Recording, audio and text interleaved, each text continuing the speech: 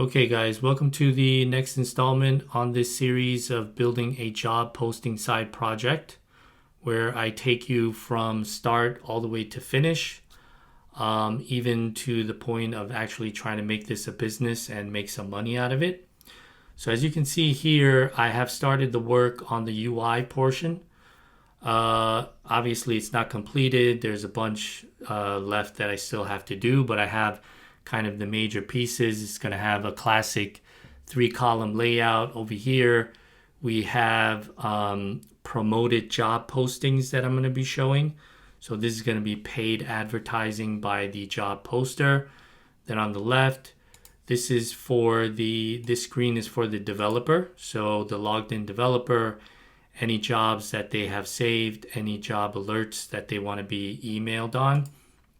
And then we have the box for doing the actual searching, which I'm kind of mulling over if I want to have it something this simple or if maybe I want to add some additional filtering pieces later. And then we have some metadata on the search results themselves, and then the search result items. Clearly each individual item is a preview. So I'm figuring out, how much data I want to put in this preview. And then when you click on it, then you get the full description and detail of the job itself. So it's very similar to LinkedIn in that sense. This data, although it is fake data, it is coming from the database, the Postgres database and the API server. So real fetch calls are being made. So in this video, what I'm going to do is I'm going to go over both portions. So the refactors that I did to the database schema, the Rust Actix Web API calls, and then the new code for all of this React web level stuff. So let's get started. Hey guys, before we get started, I wanted to let you know this video series is not intended to be a learning series. It is intended to be about how I'm building applications, what my tech stack is, sort of the metadata of creating a side project unto completion, including, the financials and stuff like that. It is not really dedicated to teaching you how to build in React, build in Rust, Actix Web, all that stuff. So if you need that sort of guidance, check out my videos on Udemy. I have some videos on React Native and Actix Web. I'll leave a link in the description, and let's continue. All right, so this is the Actix Web server again. And you can see here that I fleshed things out a bit more. I have added some core stuff so that my web server is going to be allowed to access the API service. Allowed methods, content type header, all that stuff. So wrap is for middleware. So I've enabled logging middleware, and now I've enabled the cores middleware. And then over here, you have the actual routes that we didn't have in the last video. So you can see here, we have a logical container called service. So this is going to be all the routes that are sort of related to each other. So in this case, I added a scope because I wanted to give version numbers to the API, because over time, they can be, the older ones can be deprecated. And then, the next one would be V2, V3, etc. And then we have the actual individual route itself. So the pattern that I'm using is anytime I'm dealing with multiple items that I'm either getting back or inserting or whatever the case may be, it's a plural. And then individual items, regardless of what I'm doing, post, get, whatever, it's going to be a singular. So I've gone ahead and I put in all of the routes that I need, at least so far. And all of this code is already checked in, as you can see here. So that's the lib.rs and the instantiation of the project itself, or the app instance itself. So then the schema changes that I made is starting with the developer. So I wanted to be able to allow the developer to indicate that they have knowledge on some secondary language, but only if they actually want to. So they might not have a secondary language, or they might not want to indicate their secondary language. So primary language is a requirement, and then I have a constraint for the primary key. But I found that foreign keys that are nullable don't work when you want them to be null upon first insert. It looks like they work when you are doing like a delete or an update. It will null it out for you, but the foreign key itself, I'm saying. But if you want to do a null-based insert, it seems like that does not work. So what I ended up doing, so this is just fake data that I'm adding for a single developer account. So what I ended up doing is creating a new table that is a many-to-many, and you have the developer itself, and then you have their secondary lang ID, and then I create some fake data for that. So this, I don't know that this is the ideal way to do it. This might change over time if I figure out a way to allow that secondary in here in this sort of syntax, but thus far it doesn't seem like that's possible. So this is what I'm using right now. So what was the other change?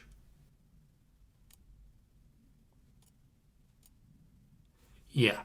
So over here, what I realized is when you indicate that the job is remote, there's no reason to indicate the country, right? So either the job is remote and there's no country, or the job is not remote and there is a country.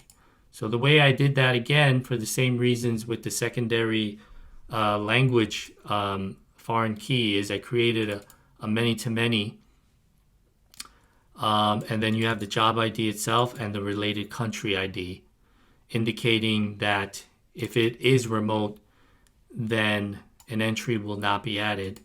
But if it's not remote, then an entry will be added. And then you have your fake data. Right? So you can see false, then I do the many-to-many. True, I do not do the many-to-many. Okay, so those are the schema changes. And then, of course, because I made schema changes and I also realized that some of my queries didn't have all the info that I need. So, maybe this could be a little bigger. Yeah. So let me close this out here. So let's start with this query right here. So query jobs by dev profile. What does that mean? So when the user first logs in and enters their page, they haven't searched yet, right? So what I wanted to do is give them a sort of recommended list based upon their primary language, their secondary language, and then maybe in the future, I haven't done this yet, but maybe their region and their openness to remote or on-site or whatever the case may be. So I've started doing some of that. And the way that I'm doing that query, so this is that query, and what we have is you indicate the dev ID, and this is like the paging size, so how many items you want returned, and then this is for the last index returned, or the last offset that was returned. So you don't get back every time you're paging to the next set of 10 or 20 or 30 or whatever the case may be. So then what I do is I do an initial query where I get the data related to the developer itself, or himself, herself. And then I take that. And if you don't know Rust and Actix Web, I have a couple of videos on the channel dedicated to that. But I'm going to keep these videos focused on giving you guys updates of what I'm building, how I'm building the tech stack, and a little bit less heavy on teaching per se. And then of course, when I get to that point, all of the financial stuff, am I making any money? How am I doing marketing? Any gotchas, any problems that I encounter. So this is going to be totally transparent is what I'm saying, but it's not going to be like purely a, hey, how do you develop React apps, or how do you develop Rust Actix Web apps? Although there's going to be a lot of technology, and I'm not going to be, hiding code, but that's not really the main focus of this series. So then I got the developer, and then I want to be able to make sure that I have valid data about the developer, right? So then I create this mutable developer variable, and I instantiate it to nothing in case this call has failed for whatever reason. So then if it failed, then I'll just exit out. I'll give the error, and that's it. If it didn't fail, then I want to get that developer back so I can use it in some way. And then as you can see here, I have this variable, it's mutable. But once I finish this section, it doesn't have to be mutable anymore. So then I use Rust shadowing, variable shadowing. And then now I have a non-mutable, non-optional variable now. So that's a little trick that you might consider using. And then, of course, I take that, and then whatever this query is, and I'll discuss it in a moment, but I take that, and then I pass in the primary language of the developer, the secondary language. And like I said, this is a work in progress. So eventually over time, I'll probably add like, are they open to on-site versus remote? What's their preferred country? Et cetera, et cetera. But for now, I'm starting with this, and then the paging and the offset and all that stuff. And then, of course, I want to get multiple items back, so I do a fetch all. So then what am I getting back? So it's not entirely clear to me right now, like what specific fields I'm going to use. So I'm kind of throwing in everything and the kitchen sink right now, and I'll kind of optimize later. But we have the job ID, we have some metadata on the job ID, we have the employer that has posted this job, we have their related company as well as the logo. We have, of course, the title, the description. This is gonna show up in the details page, not in the preview page. Whether it's remote, the country, the languages, the industry, and then of course the salary, super important. And then we have this very bad query. I'm going to optimize this over time. Obviously doing 14 joins is not a good idea. I'm going to move some of this stuff into the where clause eventually, but I just wanted to get something up and running that is actually working, which this is. So for now, we'll leave it like this, and I'll optimize over time. The way that I am approaching this project is not, so like I'm a one-man shop, right? And some of this performance stuff is being offset by Rust, which is the reason why I chose it, or at least part of the reason. And I don't need to deal with a team, and I don't need to deal with a company either. So for now, really the most important thing is to complete this work and get it out there, right? The most important thing is not to, craft the code or whatever, right? So these are my priorities right now. So then we have query all, which is basically the same thing, at least as far as the fields are concerned. Query is slightly different because the developer specific information is not being included in the query. And this is an individual item. So again, the same thing, but without the dev info. So then that's the Rust specific changes.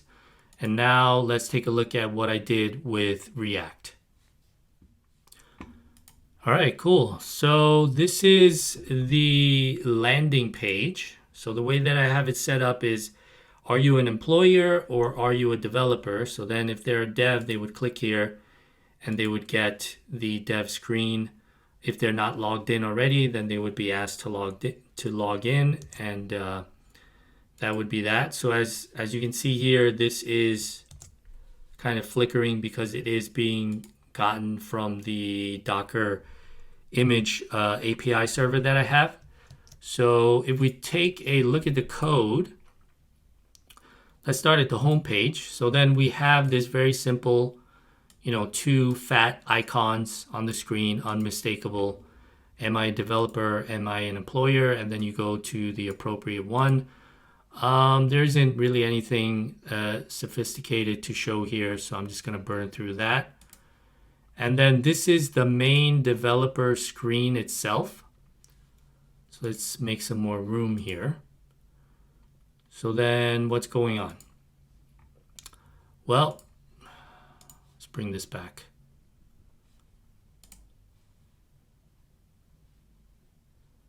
So I am using Redux,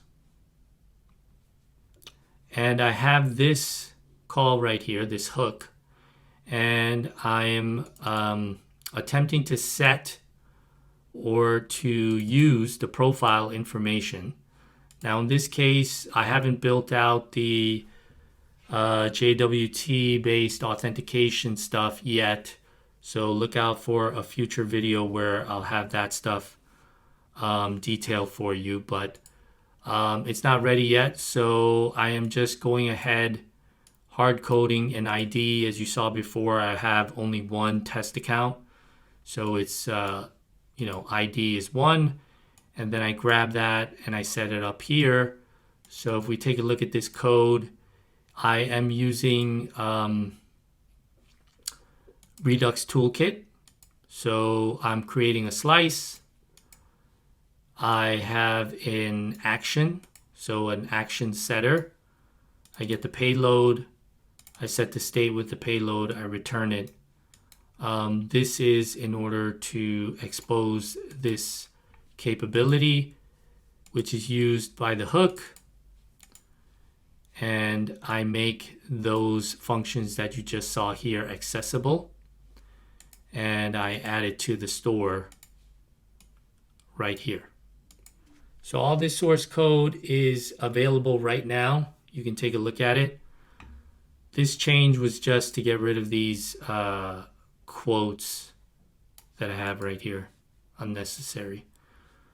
So anyway, and then the other state is local state, as you can clearly see.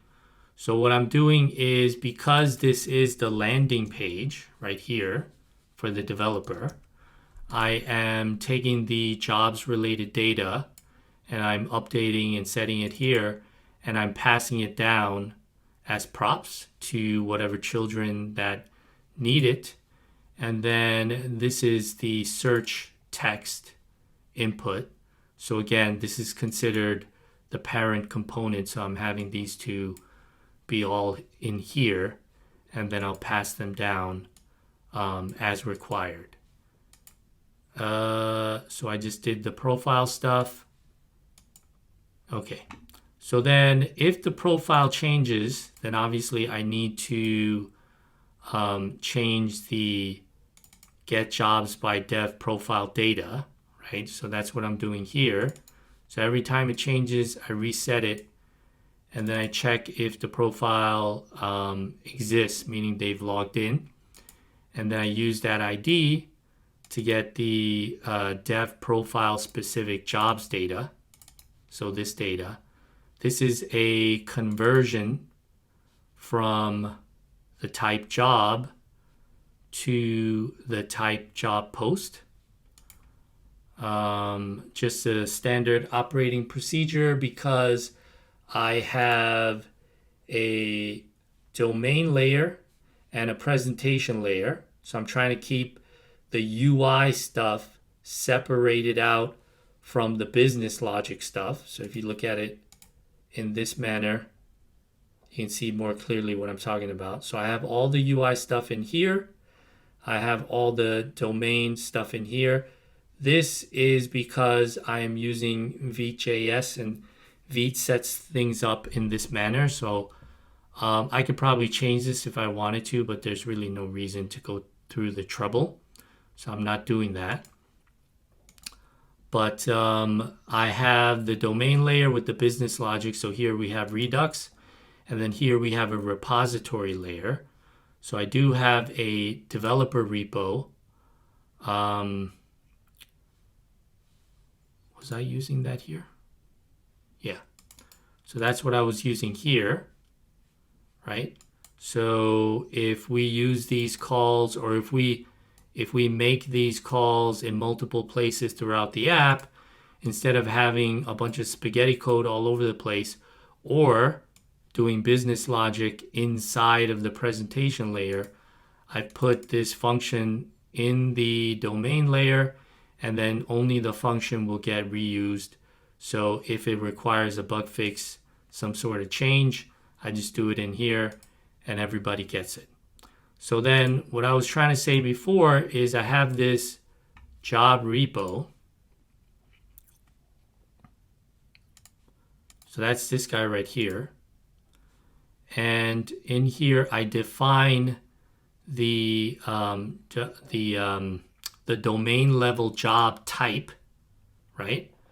And then I define the getter, basically, of the data, or at least one of the getters. And this is standard JavaScript, fetch based upon a URL. This is post JSON. And then the JSON conversion, and then I cast it into the job type. And so I have this function, and then when the data comes back, I have a converter. So then this converter, because this is considered a view model, right? So it's a model specific to presentation layer components, right? So I'm having this code inside of presentation in the models folder, right? So the view model data might be different than the repository layer data, because the repository layer type is specific to grabbing network data, API data. So it should have stuff specific to that. And then the view model data should have specific data to the view itself. And so they slightly differ. For example, I have a key, right? You can see I have a key.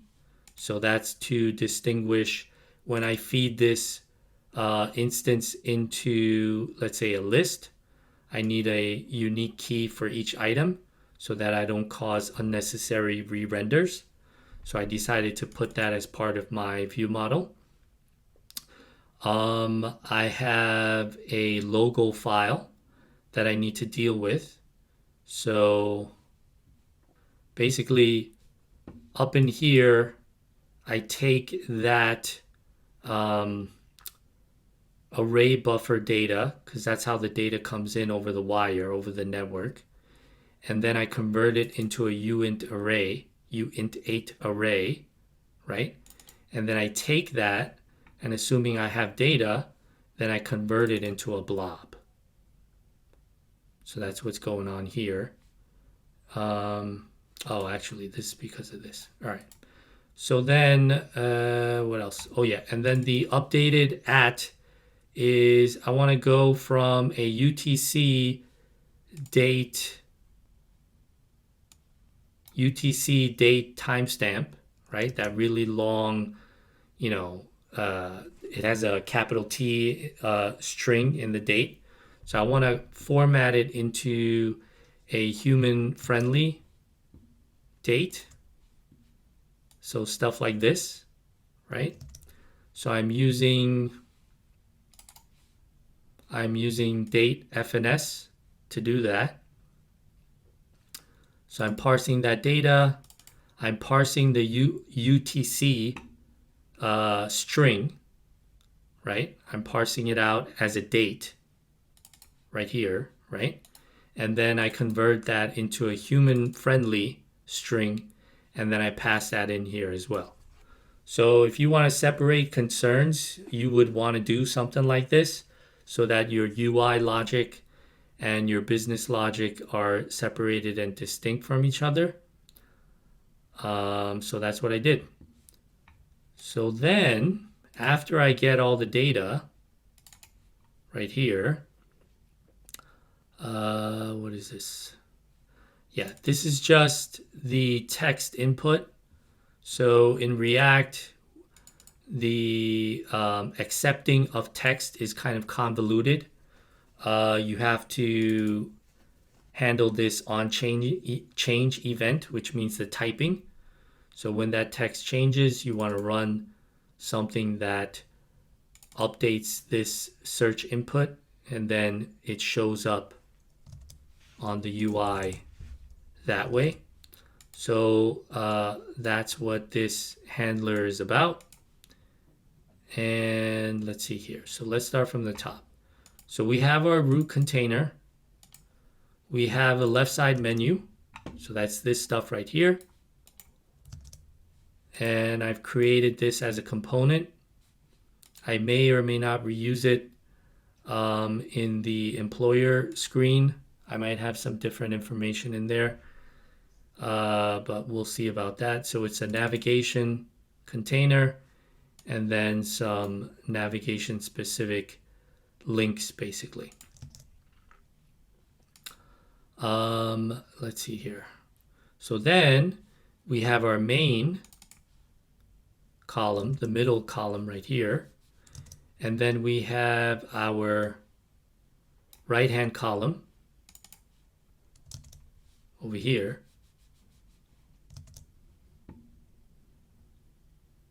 Just to be clear, I am using grid to lay out. You can see we have 3 columns here to lay out these columns, but most of the other layout is done by Flexbox. So you should take a look at this file if you want to see the main layout of the application. So this file and the others are in the theme folder. And the most important one is this base.css file, which has the sort of core styling related values and properties. So this is CSS properties, which means it's basically like variables. So certain styles, certain colors, I knew that I want to reuse. So that's why I have them inside of here. And then I go ahead and start reusing them inside of my classes. But my classes are rudimentary classes. So the class for title font, subtitle font, normal font, small font, etc., etc. Then I have some stuff for body, for main, for panels, etc. So this is kind of the most important styling file. So getting back to the JSX, so in the middle, we have the top, right? So that's this stuff right here. And then we have the info band. So that's this thing in the middle. And then we have our actual set of items. So if I start from the top, you can see that it's just, you know, the title, subtitle, the input again, and then the button. And the reason why I put them in a container is because everything here is stacked vertically, but these two need to be side by side, the input and the button, as you can see here. So I switch up the flexbox setting. You can take a look at that in here. So then we have the band, again, just metadata about the specific query that they did. And then we have the list of items right here. So clearly this is going to be a unordered list. So this lister would then have to have a list of LI, but the way that I set it up is I'm going to have to build this out and make it virtual so that I can, have better performance and stuff like that once the lists become very large. But to start, it takes the data items and then it allows you to externally decide what the UI will be for each data item. So then what I'm saying is when this thing gets fleshed out, right now it doesn't really do much of anything. It just has a state element to indicate the children. But what I will have is an optimized virtual list so that when we're scrolling and there's a lot of items, that it doesn't end up bogging down and stuff, right? And stuttering and stuff. So that will be built out over time. But for now, this is what I have. And you can see you have an LI list.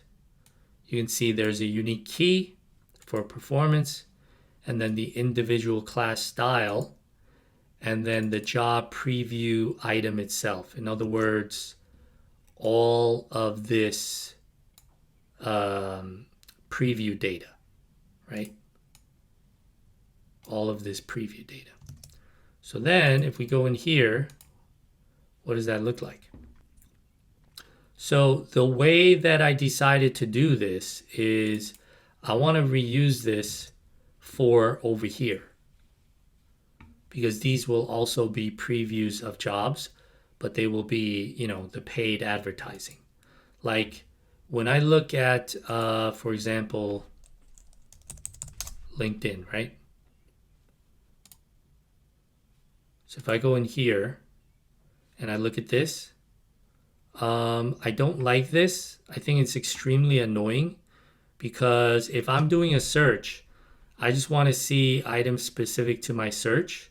And a lot of these promoted items aren't really relevant to my search. And yet they come up here, right? So I find that to be annoying, and they're not even all at the top. Sometimes they're strewn about in the middle as well.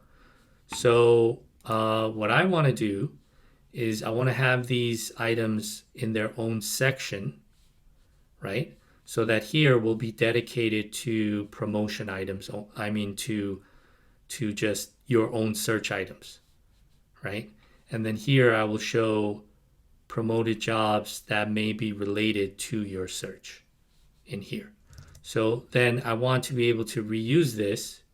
So then if I'm going to show a smaller sort of refined list, not all of this data, then I need to be able to, handle that. So that's what all of this is small styling changes are about. So then, and here we have a logo that if it's the is small, I'm not going to show the company logo. The timestamp, I'm not showing that either. It kind of, for an ad, maybe it doesn't entirely make sense, but anyway. So then we have the icon itself. We have this guy right here, right? The body, the main stuff. So we have our title, we have our company name, we have, is it remote or is it on site? So if it's remote, then you just get remote. If it's on site, then you get that. And then the base salary right here. So I have specific values, hard-coded values that they have to pick from. I showed you this in the last video. There is no option to do less than 200K. If you need less than 200K, you need to go to another app because I don't support that. And then if you want to do more than, I think it was 400K or it might have been 500K, but I will have like a 400K plus sign in here for that. So then, yeah, I think that's it. So take a look at, the projects. Let me know if you have any questions, why I did what I did, or, how stuff is working. So this is the latest progress report. Now we have a UI, but obviously there's a ton left to do. In the next video, I intend to show the authentication stuff. I'm going to be integrating with LinkedIn, probably Google, and then maybe Apple ID, but definitely LinkedIn. So be on the lookout for that video. Oh, and if you like the video, subscribe. If you need help on learning React and Rust Actix Web, I have a whole bunch of videos on Udemy. I'll provide a link in the description and you can check it out.